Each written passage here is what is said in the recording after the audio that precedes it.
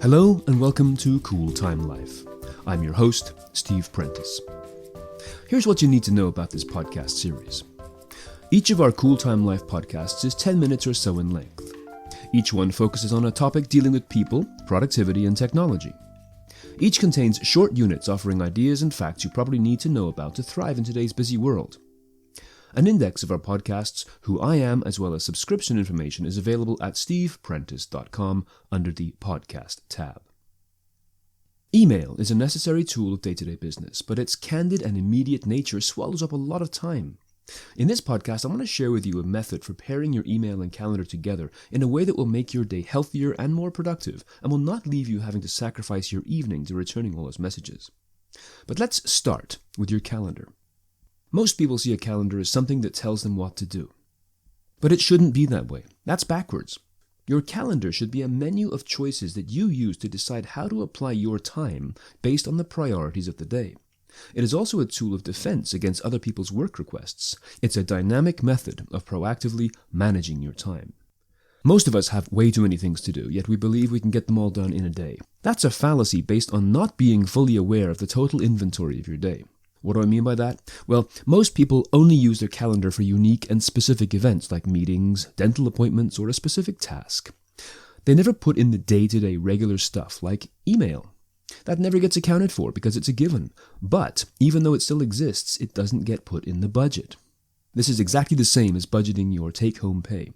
Imagine it's payday. You either get your direct deposit into your bank account from your employer, or you get handed a check or an electronic payment from your client.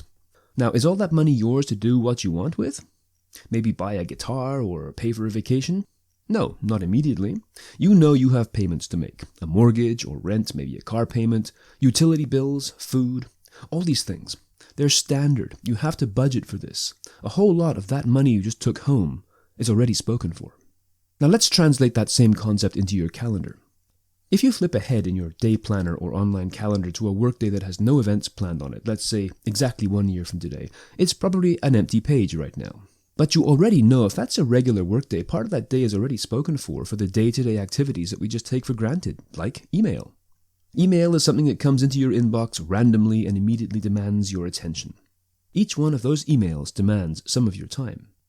So how many do you think you can handle on any given day, and how long does it take you to deal with each one? Because it's such a candid and varying thing, few of us stop to calculate just how much time email takes. That's why so many of us resort to doing them in the evening, because the day just got full of other stuff. So let's say you stop and quantify, just like a professional project manager has to do when planning a road, a building, or a wedding. Yes, wedding planners are project managers too. Nothing is left to chance. Everything is counted, planned, and added to the budget. So you give it some thought, and yes, okay, you basically deal with 30 emails a day. And by deal, I mean receiving emails, reading them, replying to them, and creating your own. Okay? So 30 a day. Now let's say you average out the time each one takes based on your past experience. Don't count the ones that ask you to do something that takes more than 5 minutes, like please review the attached document and make changes and send back to me. This particular type of email is actually a task and should be immediately promoted as such, as an appointment on your calendar face. Okay, so all of your quick emails average about 3 minutes each to handle. So 30 emails at 3 minutes each is 90 minutes.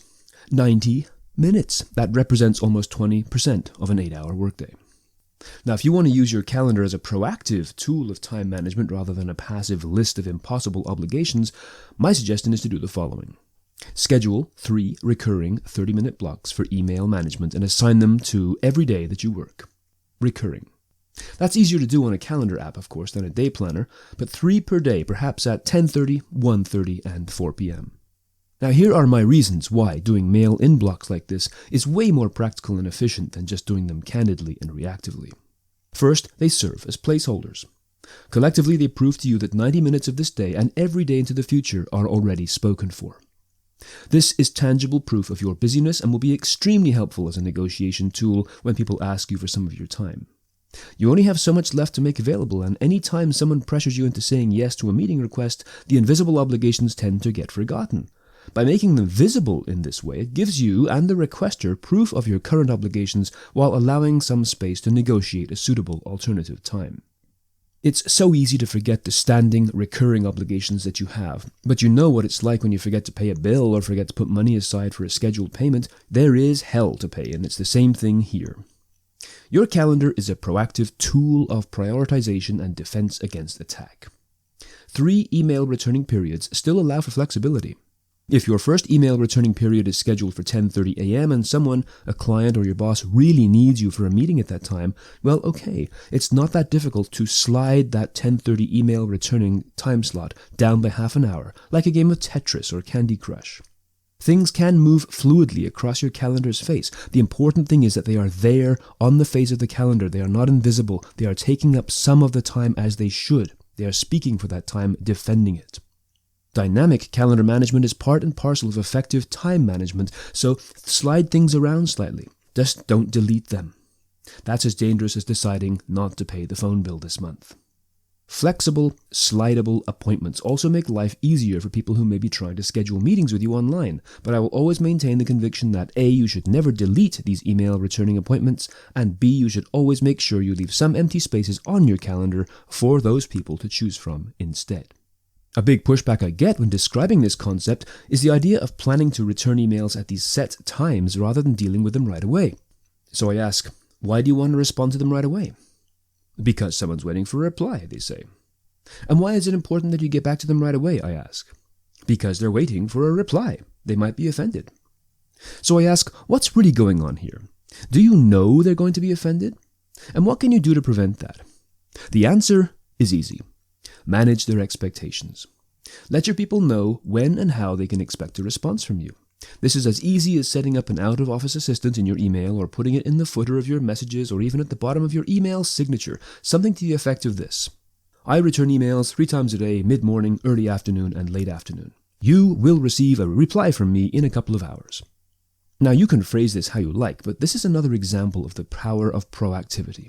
By proactively informing your people of your email response schedule, you are letting them know what to expect rather than leaving them to flap around in the breeze and form their own assumptions.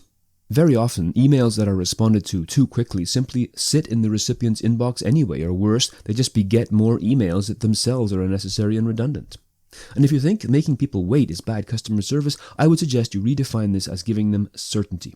You are giving them something tangible to hold on to, and that is a very good thing.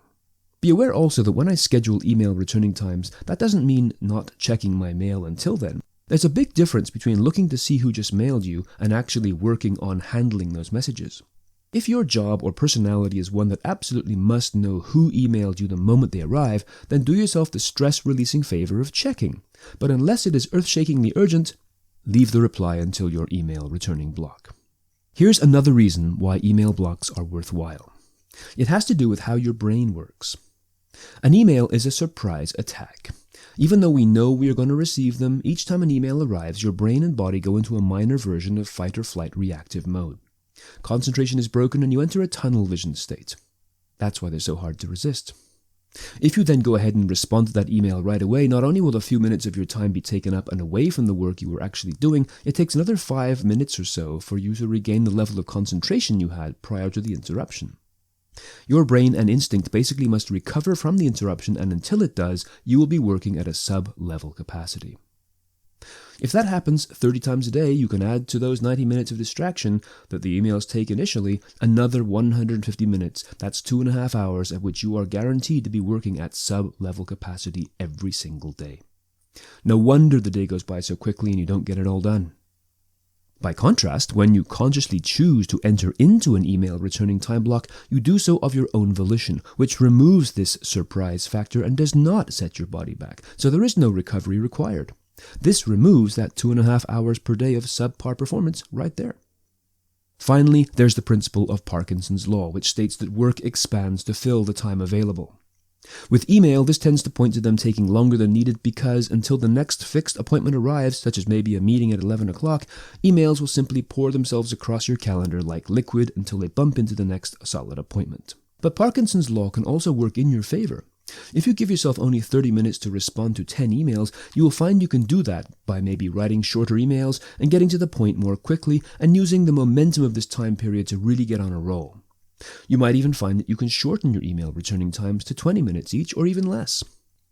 Email is a technology whose designers never really considered the human aspect of reacting to false urgencies. It can be a useful tool, but only when kept under control, and I think this pairing of email and dynamic calendar management is a highly proactive way of getting more done in a day. So there you have it, our podcast on email and dynamic calendar management. If you would like to investigate this further, consider signing up for my online course on dynamic calendar management, available at steveprentice.teachable.com. Be sure to sign up for the newsletter to learn when that episode airs. The newsletter link is at the bottom of the homepage at steveprentice.com. If you have a comment about the show or a question you would like answered in a future episode, please do let me know. You can drop me a line through the contact form at steveprentice.com, and you can follow me on Twitter at Steven Prentice, Steven Prentice.com. If you like what you hear, please consider subscribing and leaving a review. And if you really like what you hear, you can actually help support us with a small donation of $1, $2, or $5 via PayPal. The link to that is also at steveprentice.com under the podcast link. The theme music for The Cool Time Life was obtained through podcastthemes.com. And until next time, I'm Steve Prentice. Thanks for listening.